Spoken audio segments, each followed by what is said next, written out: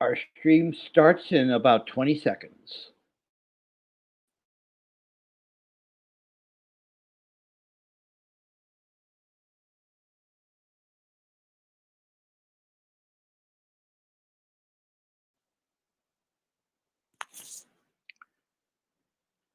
Good morning from Los Angeles. It's Don. Welcome to the broadcast. A quick reminder, if you have not subscribed, please click the red button. When you see the bell, click all to hear all notifications and to hear what we're doing. Support us by going to paypal.me/Radio Don. And there are other avenues to support us and follow us on the scroll below.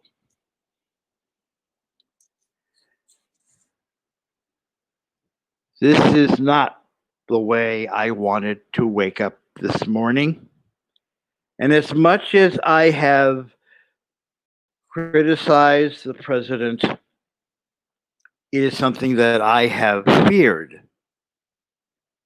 Because say what you will about the president, his wife, and his close associate, they are still human.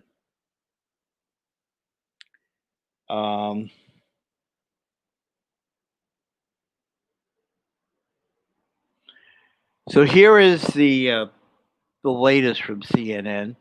A country already unnerved by a devastating health catastrophe and a turbulent political season faced fresh upheaval today, Friday, the 2nd of October, as Americans awoke to the news that President Donald Trump had contracted coronavirus.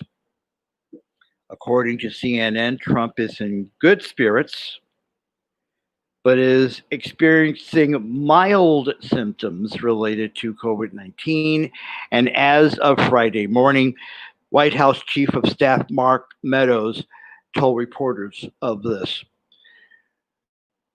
Quoting Meadows, the president does have mild symptoms, describing him as very energetic.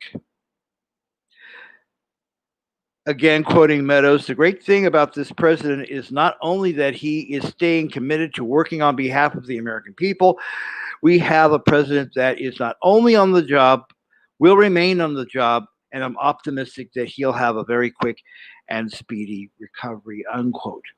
So do we all. The president announced his positive test on Twitter early 1 a.m. on Friday. That's Eastern time. The stunning development, after months of debilitating losses set against a badly mismanaged federal response overseen by a commander-in-chief who repeatedly downplayed the crisis, injected new turmoil in the country's leadership at a moment of deep national strain. In his announcement, which I would assume it was Twitter, we will get through this together. Together is in all caps. His wife, Melania, who also tested positive, tweeted that she was also experiencing mild symptoms and was overall feeling good. But the optimistic outlook could hardly veil the pervading sense of destabilization setting in as the president struggles to emerge from a generation-defining crisis, just as its politics seems to deteriorate to new lows. Stock market futures tumbled. Inside the White House, aides were described as having a sense of panic as they worked to determine who else in the senior levels of government may have contracted the disease and whether the president, who falls squarely within the highest risk categories for serious complications and who had been guarded about revealing details of his health, was displaying symptoms. Trump appeared tired over the course of Thursday prior to testing positive for coronavirus, according to people who interacted with him. but was not displaying severe symptoms of the disease. A senior administration official said on Friday that Trump was not showing major symptoms and was planning to work from the White House residence. White House officials said also that aides were looking for ways for Trump to speak to the nation on Friday, although no final decision had been made by mid morning. Senator Lindsey Graham, the South Carolina Republican who acts as a informal advisor to the president, said he spoke to Trump early Friday morning. Quoting Graham, the president was in good spirits, adding he was asking about the Supreme Court hearings. Senate Majority Leader Mitch McConnell said on Twitter that he spoke to the president on Friday, describing him as, again, in good spirits, and the two talked business about Trump's Supreme Court nominee, Amy Coney Barrett. Quoting McConnell, full steam ahead, rebutting any speculation of Trump's positive test. Now, the president attended a fundraiser Thursday and traveled with Hope Hicks, his close aide, who was also known by a small group of aides to have tested positive on Thursday. Meadows conceded Friday that people knew of her positive diagnosis before Air Force One took off from the fundraiser. And one has to wonder about all those reporters who ganged up on Hope Hicks and the president, too. Maybe they should be tested. My personal opinion. Meadows said, I can tell you in terms of Hope Hicks, we discovered that right as Marine One was taking off on yesterday, we actually pulled some people that were traveling with Hope Hicks and in close contact. The bottom line here is that so far Hope Hicks is doing well. The president's wife's doing well. The president has mild symptoms, but then again, we know that mild symptoms could turn into less mild symptoms, shall we say. And again, what I want to say this morning is I want to wish the president, his wife, and Hope Hicks of the best, as well as every single person who is dealing with this, who has dealt with this since this whole thing started. And I do want to say one thing, and I'll go before this because I've got some stuff to do.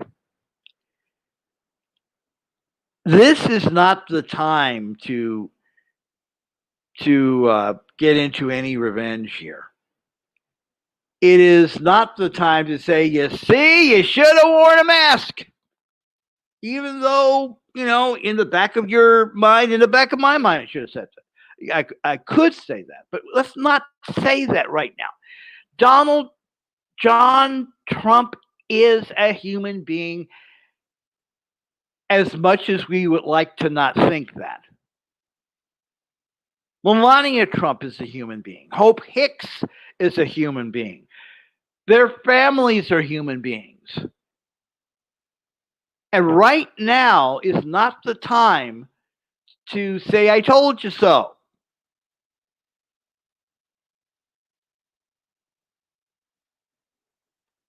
Right now is not the time to say, I told you so. Let's see how this thing turns out. He'll be in for 14 days. Let's monitor the situation. Let's pray for the best. Let's also pray. And again, I don't know why I should be saying this, but we should also hope for the health and well-being of Mike Pence, as much as I do not like him and as much as I am afraid of what would happen to this country if he became president. because we do need to have people ready to go just in case. We'll keep an eye on this. You keep an eye on this. And as the president said, we'll get through this together. And no, I haven't drank the Kool-Aid. No, I haven't joined MAGA. I haven't become a Proud Boy.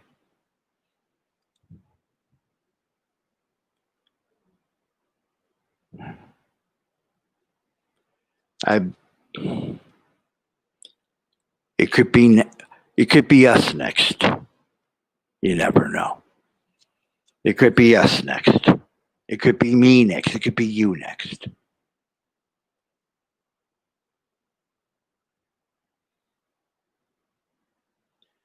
Sometimes we talk about,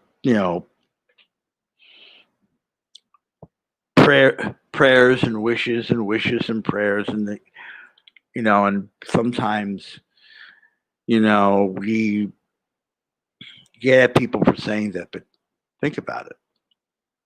What else can you say? What else should you say? Subscribe, follow, support. If you're taking this down a while back, it's been a long day. We'll talk soon. Goodbye.